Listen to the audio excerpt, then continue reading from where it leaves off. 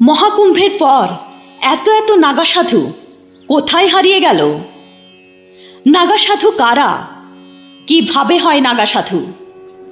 নাগা সাধুদের সনাতন ধর্মের রক্ষক কেন বলা হয়?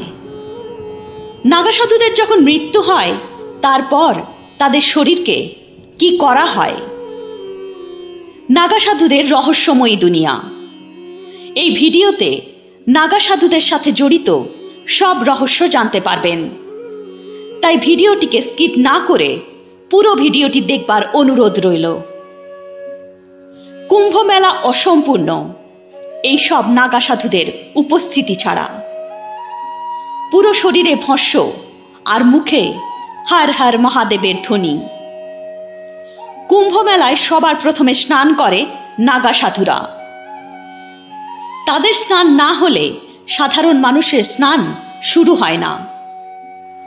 কুম্ভ শুরু হবার সাথে সাথে লাখ লাখ নাগা সাধু এই মেলায় উপস্থিত হয়। কিন্তু মেলা শেষ হবার পর কোথায় চলে যায় এই সাধুরা? প্রথমেই জানব নাগা সাধু হয় কিভাবে। নাগা সাধু হবার জন্য প্রথমেই তাদের ঘর পরিবার সমস্ত সুখ স্বাচ্ছন্দ্য ত্যাগ করতে হয়। মা বাবা সবাইকে ছেড়ে তর্পণ করতে হয়, অর্থাৎ নিজেই নিজের পিণ্ড দান করে। এর পরের রাস্তাটাও খুব সরল নয়। এরপর তাদের অনেকগুলি কঠিন প্রক্রিয়ার মধ্য দিয়ে যেতে হয়, আর তারপরেই তৈরি হয় একজন নাগা বাবা। সবার প্রথমে এরা নিজেরাই নিজের হাতে নিজের শ্রাদ্ধ ও পিণ্ড দান করেন। শ্রাদ্ধ মারা যাবার পর করা হয়, কিন্তু বেঁচে থাকাকালীন এরা পিণ্ডদান করে সংসারের মোহমায়ার থেকে দূর হয়ে যায়। পিণ্ডদানের পর ডুব দিয়ে স্নান করবার অর্থ হল তার না কোনো মা আছে আর না কোনো বাবা। পরিবারের সবার সাথে আর এই সৃষ্টির সাথে তাদের কোনো সম্পর্ক নেই, অর্থাৎ কেউ তার নয় আর সে কারো নয়। পিণ্ডদানের পর এই সন্ন্যাসীদের ভিক্ষা করতে হয়। আর সব থেকে বড় কথা, ভিক্ষা নিজের মা বাবার কাছেও চাইতে হয়। কিন্তু শর্ত একটাই, সে যখন নিজের মা বাবার কাছে ভিক্ষা চাইতে যাবে তখন তারা যেন তাকে চিনতে না পারে। যদি তার পরিবারের লোকজন তাকে চিনতে পারে তাহলে তার সন্ন্যাস অসম্পূর্ণ মানা হয়। এবার আসি শরীরে। হাড় মাংস দিয়ে তৈরি এই শরীর ঠান্ডায় কাপড়ে ঢাকা থাকবার পরও কাঁপতে থাকে। কিন্তু এমন কি রহস্য আছে যে নাগা বাবাদের ঠান্ডা লাগে না? বরফের মধ্যেও তারা বিনা বস্ত্রে থাকতে সক্ষম। বলা হয় যে মন্ত্রের দ্বারা এই সাধুদের কাছে এমন অনেক শক্তি থাকে যা সাধনার দ্বারা তারা লাভ করে। আর এই জন্যই বরফের মধ্যেও এই সাধুরা নির্বস্ত্র থাকতে পারে। আর এই সাধুদের মতে তাদের ঠান্ডা এই জন্য লাগে না কারণ ভোলানাথের ভস্ম তাদের শরীরে লেগে থাকে। যখন ভোলানাথের ভস্ম শরীরে থাকে তখন তারা স্বয়ং ভোলানাথের মধ্যে লীন হয়ে যান। তাদের বস্ত্র হলো আকাশ আর পৃথিবী, আর তার মধ্যে তাদের বস্ত্র হলো ভস্ম।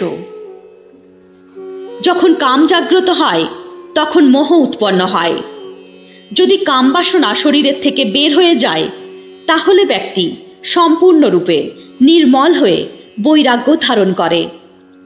তাই যখন নাগা সাধু বানানো হয় তখন শরীরকে কাম মুক্ত করে দেওয়া হয়। তাকে কোনো নারী, কোনো বিকার, কোনো আভূষণ প্রভাবিত করতে পারে না।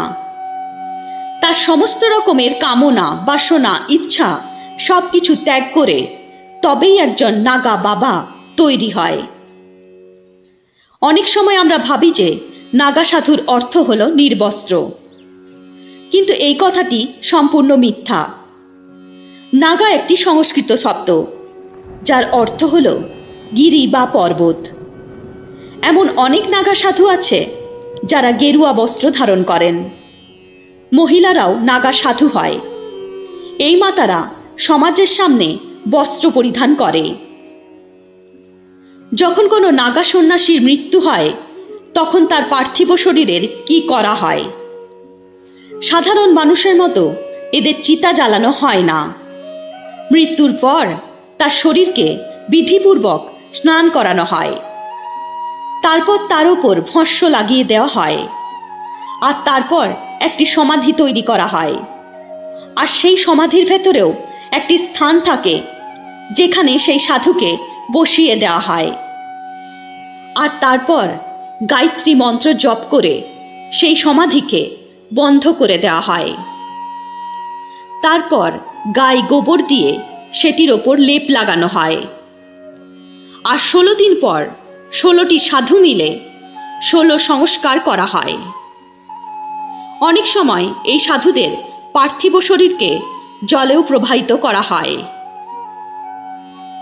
এরপরে জানব কুম্ভ মেলায় সবার প্রথমে নাগা সাধুরা কেন স্নান করে।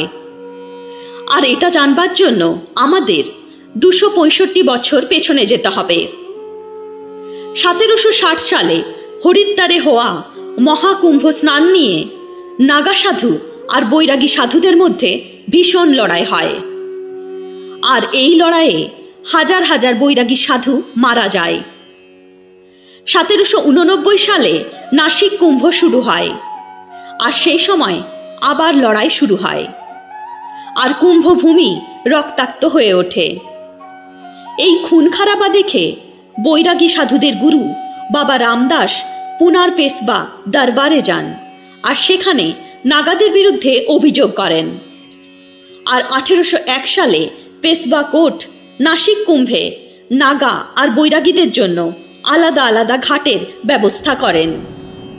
নাগাদের যেখানে কুশাব্রত কুণ্ড আর বৈষ্ণবদের নাসিকে রামঘাট দেওয়া হয়। উজ্জয়িনীর কুম্ভেও বৈরাগীদের সিপ্রাতটে রামঘাট আর নাগাদের দত্তাঘাট দেওয়া হয়। তাই এই দুই জায়গায় সমস্যার সমাধান হয়, কিন্তু হরিদ্বার আর প্রয়াগরাজে বিবাদ তখনও জারি ছিল। আর এই দুই জায়গার সমস্যা সমাধান করবার জন্য ব্রিটিশদের ব্যবস্থা করতে হয়। এবং ঠিক হয় যে কুম্ভ মেলায় সবার প্রথমে নাগা সাধুরা স্নান করবে, আর তারপরেই বৈরাগী সাধুরা স্নান করবে। আর তখন থেকেই এই পরম্পরা চলে আসছে। এবার বলি কুম্ভের পর এই নাগা সাধুরা কোথায় চলে যায়। যখন মহাকুম্ভ শুরু হয় তখন এই সাধুরা জঙ্গল, গুহা আর পাহাড়ের থেকে বেরিয়ে মহাকুম্ভে পৌঁছায়। নাগা সাধুদের সব থেকে পবিত্র মানা হয়, এই জন্য সবার প্রথমে এরা স্নান করে। কিন্তু যখন কুম্ভ শেষ হয়ে যায় তখন তারা আবার নিজের নিজের স্থানে ফিরে যায়। কিছু জন জঙ্গলে চলে যায়, কিছু জন পাহাড়ে চলে যায়, কিছু জন মঠে থাকে, আর কিছু জন একাই দেশ ভ্রমণে বেরিয়ে পড়ে আর পুরো দেশ ঘুরতে থাকে। অনেক সাধু পরবর্তী কুম্ভ আসা অবধি তপস্যায় লীন হয়ে যান। অনেক সময় আপনি এরকম নাগা সাধু পাবেন যারা আপনার কাছে দক্ষিণা চাইবে, কিন্তু তারা আসল নাগা সাধু নয়। কেননা আসল নাগা সাধু আপনার কাছে কিছু চায় না, বরং সে আপনাকে আশীর্বাদ দেয়। আর বলা হয় যে যদি নাগা সাধু আপনাকে নিজের মন থেকে আশীর্বাদ করে তাহলে আপনার জীবনে সব সমস্যা দূর হয়ে যায়। নাগা সাধু যখন সাধারণ মানুষদের সামনে আসেন তখন তারা কোনো কিছু চায় না, শুধু ভোজন বা খাবার চাইতে পারে। একটি নাগা সাধু সারাদিনে 7 বার খাবার চায়, আর এই 7 বারের মধ্যে যদি কেউ তাকে খাবার না দেয় তাহলে সেই দিন সে আর কোনো খাবার খায় না, অভুক্তই থেকে যায়। নাগা সাধুদের সনাতন ধর্মের সৈনিক বলা হয়। একদিকে সৈনিক যারা দেশকে রক্ষা করে, আর অন্যদিকে নাগা সাধু যারা আমাদের ধর্ম আর পরম্পরাকে রক্ষা করে। বলা হয় যে এই বাবাদের রাগ প্রচণ্ড হয়, কিন্তু এই কথাটি সম্পূর্ণ মিথ্যা। আসলে যখন এরা কোনো খারাপ কিছু শোনেন আর দেখেন তখনই তারা রেগে যান। বলা হয় যে শঙ্করাচার্য এই পরম্পরাটি শুরু করেছিলেন। ধর্মের প্রচার, প্রসার আর রক্ষার জন্য তিনি আখাড়া শুরু করেন। আখাড়ার মধ্যে এই নাগা সাধুদের শাস্ত্র ও শস্ত্র দুয়েরই শিক্ষা দেওয়া হতো। আর তারপরেই তৈরি হয় সনাতন ধর্মের সৈনিক। তাহলে বন্ধুরা, নাগা বাবাদের নিয়ে এই আলোচনাটি কেমন লাগলো? যদি ভালো লাগে ভিডিওটি লাইক করে চ্যানেলটি সাবস্ক্রাইব করতে ভুলবেন না। হর হর মহাদেব।